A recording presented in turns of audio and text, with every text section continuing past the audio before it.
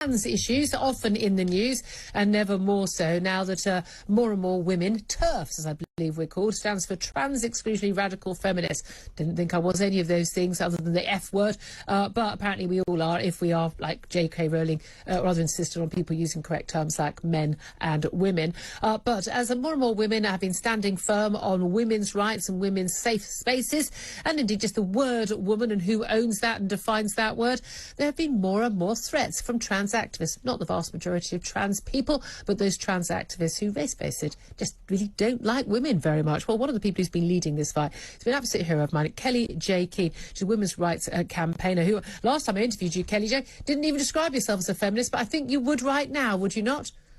Well, still not, I'm afraid. Really? I stick with women's rights campaigner. All right, okay, absolutely fair enough. Again, rather different definitions of these things. Now, you're in the news as Sussex police have been alerted to a number of threats that have been sent about you.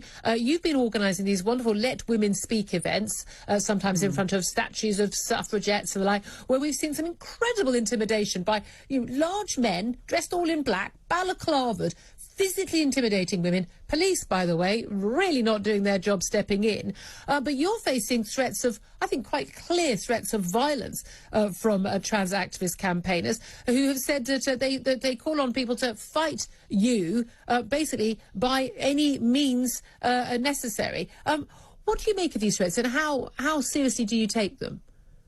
Well, I do take them quite seriously, because I think the whole movement, certainly the people that come out to protest women speaking, are deep misogynists, and there are quite a fringe element of them who I think are very persuadable when it comes to committing acts of violence. So I do think these people are basically being told women speaking about our rights is an act of violence against them, and so they feel that they can reply with violence. Well, indeed. I mean, some of these threats, fight feminist campaigner Kellie-Jay, by any means you see fit. This is a clear threat of violence. Some of the intimidation we've seen, frankly, would not be acceptable if it was happening the other way round towards trans people. The police would instantly intervene. Some of those videos that I've watched, I've thought, there's no way that I would have stood firm on that. But I'm 5'11", rather taller than you. But I think there would definitely have needed to be a police intervention at some point to protect one of us, that's for sure. But this is going on and on. Why do you think the police are so unwilling to get involved when it is women being intimidated by, let's use the correct word, men? Well, it's really interesting, isn't it? Because I can't think of another group in society who would be less protected by the police than women at these events. I think the police have been convinced also that we are the aggressors. And so we are treated the same as an actual far-right rally. Yeah. In fact, probably not as well. So it is extraordinary when you watch the police and they're sort of, I'm 5'1", and there might be a man sort of 6 foot something, huge, great big bloke, not even pretending to be anything other than a bloke. And he will just be screaming in my face all sorts of quite offensive things. And the police just stand there thinking, well, he has a right to speak. And women don't have a right to speak, and they won't stop. In Bristol, for example, they wouldn't stop just endless noise trying to drown us out. But I have been talking to Sussex police. I am quite encouraged by the sort of noises they're making. They don't want to make mistakes. They do want to allow women to speak.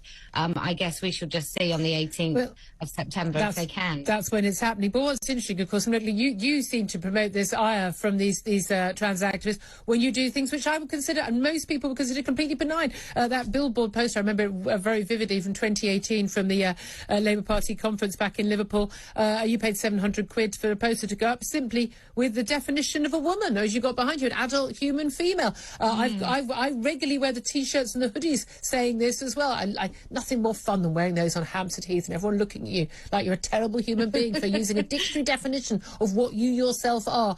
It's amazing, isn't it, that if you're trans, it's all about your definition of yourself. But women aren't allowed to use the definition that is actually the biological reality of what we are. I mean, I'm like you, Julia. I don't like moaning about being a woman. I really do love being a woman. Yeah. But there's something about this movement, the transgender sort of activist movement in particular, if not transgenderism in itself, it's just deeply misogynist. And I just feel I didn't know the world was quite as sexist until I met this particular opposition to being able to say what a woman actually is when you are one. Well, absolutely. Well, I have to say, I mean, I think you've been a magnificent campaigner on this. I think braver than many, many other people. And it's lovely to talk to you again. It's been a very long time. You keep up the battle, and I'm quite happy to come and be on your side in any of those protests and those debates and stand up to those balaclava wearing men. Kellie-Jay Keen there.